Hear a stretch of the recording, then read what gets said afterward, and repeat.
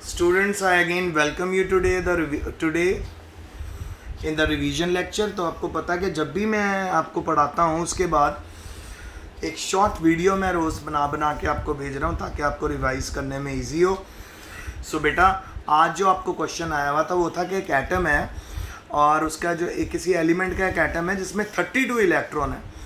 आपको multiple questions दिए हुए थे, वो फाइंड आउट करने। एक तो उसका एटॉमिक नंबर फाइंड आउट करना था।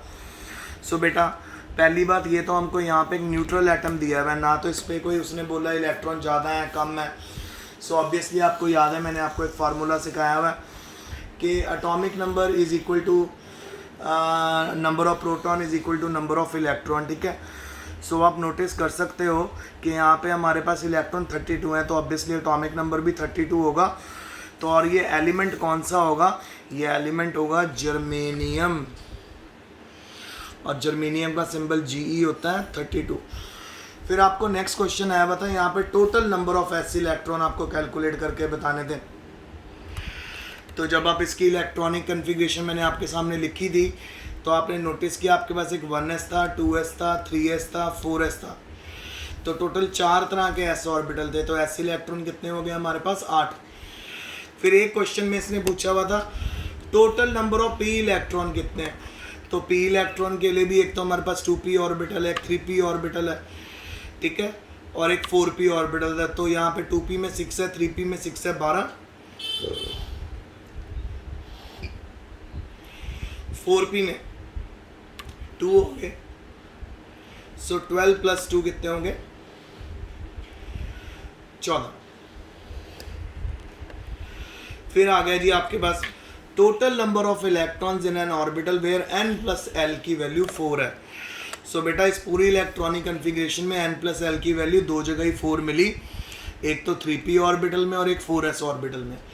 सो इन दोनों के इलेक्ट्रॉन टोटल अब करें 6 + 2 कितने हो गए? 8।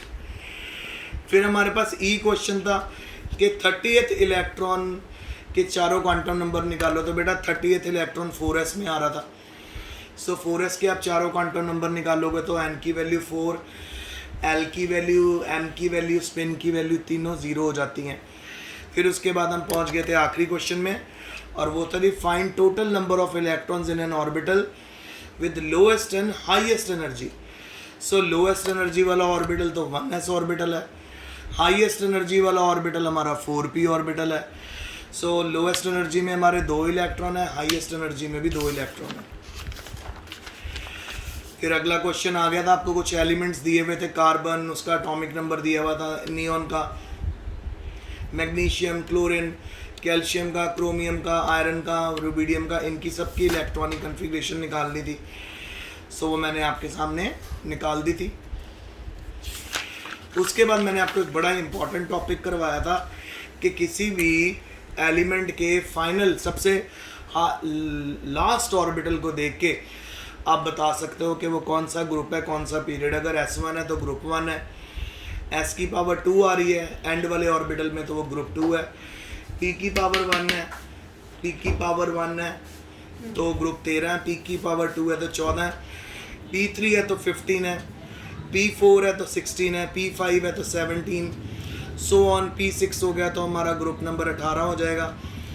फिर D1 अगर हमारे पास है तो फिर मैंने आपको बताया था ग्रुप नंबर 3। इसी तरह D10 जहाँ पे हो जाएगा ग्रुप नंबर 12 हो जाएगा। और P6 में आपको ये हमारा इसको नोबल गैसेस बोलते हैं,